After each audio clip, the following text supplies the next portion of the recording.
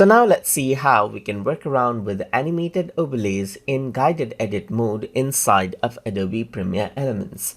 So over here, if I were to go around over here onto the guided edit mode right here, then you can see that animated overlay is an option right here. So if I were to go around and click, then this is what I have right here. So layer on some animation overlay, video overlays, click next to get started.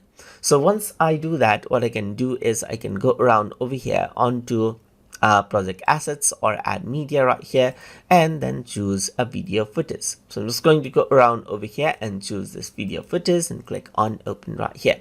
So once I do that, it says add it onto the video one track right here, and then over here it says click on the graphics right here, just like this. And there are many animated overlays that you can choose from. So there's different options and you can see that animated overlay pops up right here.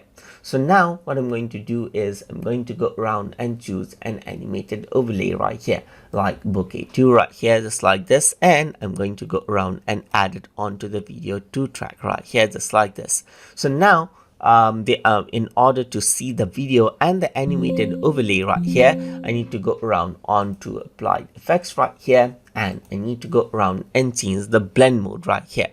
So now this is what I have. It says expand the blend mode and select an option right here. So now it says play around with the different effect, like you can go around with darken, you can go around with multiply or lighten right here, and lighten seems to work out quite great right here, and screen seems to work out like this. So if I were to go around and press the play button, you can see the animated overlay effect right here, just like this.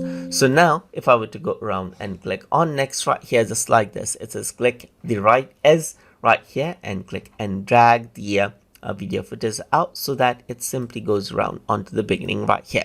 Click on next, and if I were to go around, you can see that the animated overlay effect has been added in, just like this.